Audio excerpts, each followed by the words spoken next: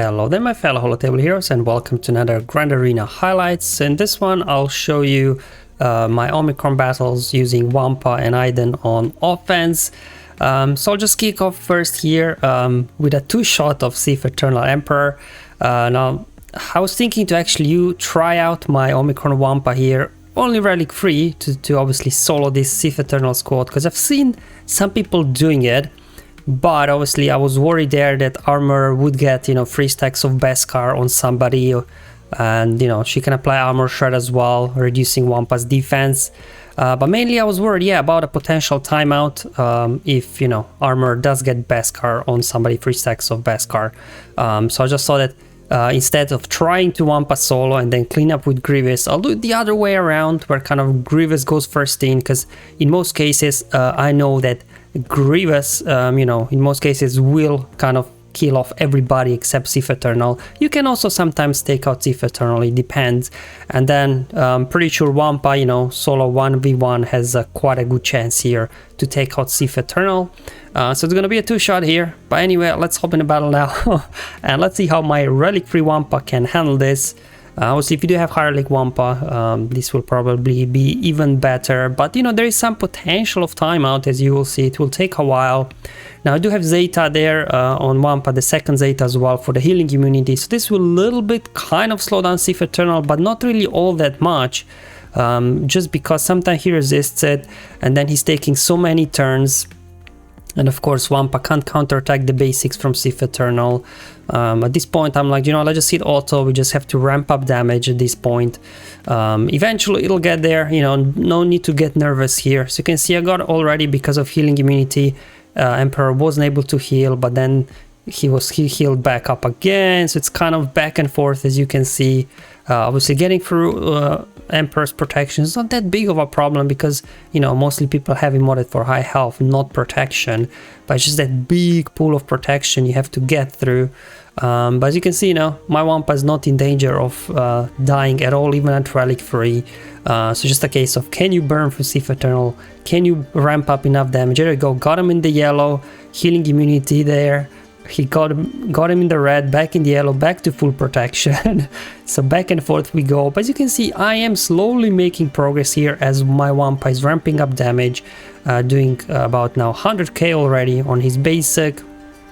Let's see if we can finish him off, and boom, down he goes for 44 banners. Well, we also Grievous that I got 4 banners, right, because I took out 4 characters. So this was a 48 banner win, if you will. But you could try the other way around, like doing Wampa solo first. Maybe you would for sure take out a few characters there, but obviously if definitely I don't think you would be able to win, because especially like if one of the tankier characters like Sith Empire Trooper or Sith Eternal Emperor, they get 3 stacks of Beskar. I just don't think, because you can't critically hit them, they will keep recovering protection as well. They will have extra health that you would be able to finish them off, well, at least not with my relic free Wampa in here. And then obviously sending in Grievous there as a cleanup can be tricky, because if their Sith Eternal links straight away, if Link is not on obviously off cooldown, you could be in trouble there. So for the other way around was just a safer option, at least in my opinion. So there you go, Wampa doing his job, cleaning up Sith Eternal, so I was quite happy with this. So there we go. If you've seen video from my last week, I did try my Wampa here versus Iden squad there, because as you probably know, Wampa is great versus these Iden teams. That's why a lot of people started modding their guys there, especially Iden and Death Trooper for potency, so hopefully they can land some debuffs on your Wampa, maybe shock days or stun or something like that. So definitely make sure to always check out potency on the enemies. And also that Iden I showed you last week, Iden was gear 12 I think, and the other troopers were like relic 3, relic 5 or something, whereas these guys are like relic 7, relic 5, and then instead of tank for the 5th character, instead of either short trooper or trooper, there's also Stark in there, which obviously gives them a little bit of extra damage. And also with Stark's unique, he gives some extra defense penetration, so these guys will be hitting a little bit harder they otherwise would without Stark, and you know, he can put some buffs up as well to boost their offense further. This is how usually it starts. You know, they get an attack on Wampa, Wampa counterattacked, gets his protection up. So far so good. I'm a little bit going back and forth here with Magma Trooper because he's getting so much bonus turn meter. So far so good. Here we go, and still going well. Okay, my Wampa there, hanging in there, counterattacking, recovering health, doing a roar, but now here comes another mass assist, and boom, down goes my Wampa. So I'm not really sure what was the main reason here, just because these guys were all kind of relic 5 or above, whereas my Wampa is only relic 3, so maybe relic 7, relic 8 Wampa would be able to hang in there. Or was it the fact that obviously they didn't have Short Trooper or Stormtrooper because they don't do a lot of damage, so having Stark in there doing extra damage, and as well from his unique, as mentioned before, that defense penetration that he brings, it boosts the damage on all of these guys. Maybe it was just a combination of all of these things, but definitely if I see like this high relic team with Stark in there, I might want to kind of hesitate to use my Wampa again, to be honest, because you see, it wasn't even close. I did take out Magma Trooper at least, so one character less to worry about. Now this is the opposite of the first battles I've shown you, whereas Grievous went in first, Wampa did the cleanup. This time Wampa went in, and General Grievous simply returning to favor to Wampa from previous round, sending him in here as cleanup. And to be honest, it went pretty well overall. Once you get those target locks going, you know, you can keep gaining turn meter, you're removing their turn meter, while obviously they are getting some bonus turn meter from all the assists and everything. You should be still able, I think, to hang in there. Okay, there we go. Maybe I should have just sent in Grievous in the first place without, because, you know, they don't have a tank, so maybe just using Grievous would be a better option. I'm not sure. Would Grievous be able to one-shot or not this kind of team?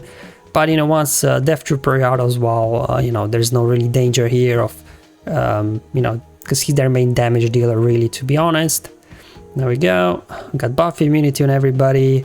We got target locks. I was just trying to heal up to obviously get some banners back. Keep going. There we go. Get a stun on Stark. Oh, even better. Get him out. Here comes some banner sniping with the healing immunity. Okay, let's go there. Get some extortion going. Let's see if we can top up Newt actually, just to get him to full health. Come on. There we go. Topped up Newt for 40 banners. Well, 41 because Wampa did get 1 banner.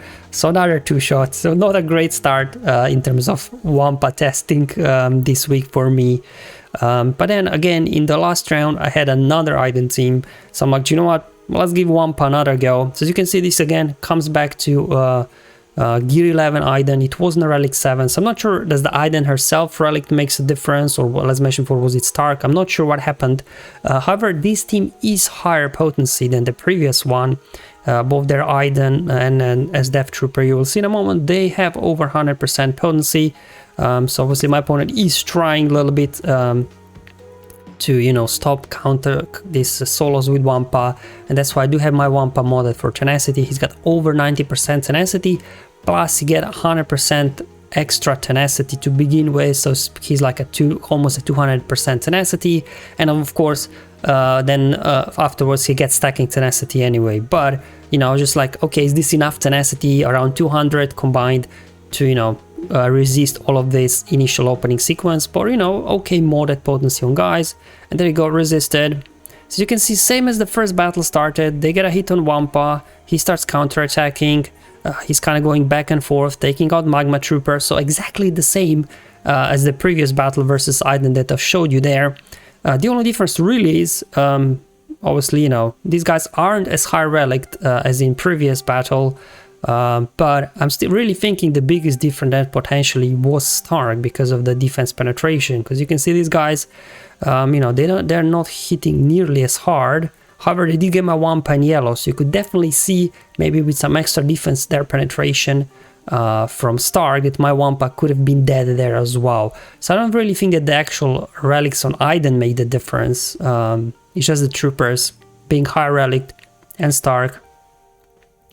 You know, but let me know, guys, if you tried versus that kind of Stark lineup, high relic Iden teams, if you do have like Relic 7 or Relic 8 Wampa, can you still solo them? For me, I'll be a little bit hesitant versus the lineups in the future, but hey, the only way to learn this is obviously going into Grand Arena and, you know, practicing and see, you know, test the limits of your Wampa and obviously other characters as well. What are they capable of? So there you go, nice and easy, 68 banners for my Relic free Wampa.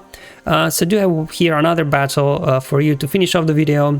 Now I've already did this in the last week, like my Iden team versus Mothma, but that Mothma that I faced wasn't like, you know, this proper Mothma team that actually had like bigs in there or wedge or something. It's not this, you know, top of the line Mothma team. They're kind of Relic 5 in some Relic 7s in there. Again, same things with Wampa. I want to test the limit of my Iden team just to see, can I take care of these guys? And as you will see, I actually still had Stark here available, so I used him instead of Magma Trooper, but probably even with Magma Trooper in there, I'm pretty sure it will work. Again, Iden herself doesn't really matter how high gear, how many stars, she's there just for the leads, to be honest. And then the other troopers here, they do all the damage, they're still low relic. I still didn't get around to increasing their relics for now, to be honest. I got a lot of other priorities like farming star killer requirements at the moment, but you know, they still get the job done here versus these kind of Mothma teams quite easily.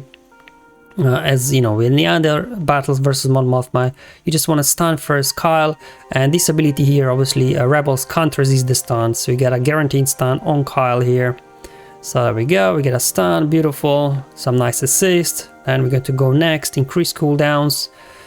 So they can just do the basics whenever they get ability, did AoE, hopefully get some staggers on the board, and then do another AoE to proc those staggers. Well, I just had one, but you know, we'll see how it goes. Now there's a taunt, obviously, you have to get around the taunt somehow as well. Now Death Trooper, he will double tap basics, double tap rebels on his basics. There we go, we got another AoE and Dispeller coming, so that's how you get around the taunt there. Of course, Mothma cleansing, dispelling, keep unloading those AoEs with Snow Trooper. Okay, a little bit healing up. Here comes the counterattacks. Let's get Kara out. Now we defeated one character. Can go ahead, apply Death Mark on Kyle. He's done as well. Now just a case of cleaning up the remaining couple of characters, which shouldn't be too difficult. There we go. Oh, they brought Kara back. That's okay. And just keep AoEs. Let's heal up, hopefully get some max banners here. Here gets Kara, obviously her AoE can stun Empire units, but we quite quickly got a turn because of all those attacks out of turn. We got lots of turn meter. We're able to actually recover back to full banners for 65 banner win. Alright guys, that's all for today's Omicron highlights video. Hope you find it useful and helpful, you know, just showing you different things I was testing still with my Wampa here in the second week of using Wampa on offense, and then just kind of again trying to find a place for Iden. To be honest, the only use for Iden I have really found like good use was taking down Mothma squads, but Mothma squads are more rare to be found these days just because of potential solo with Wampa. But obviously this, you know, when you do have high relics, especially in Kyle as well, Wampa solos aren't 100% guaranteed as well. So you know, every now and then these Mothma teams still show up, and then I can just go ahead and use my Iden. Alright guys, thank you for watching. I'll see you in the next one, but until then, have fun, enjoy your life, and may the RNG be with you, my friends.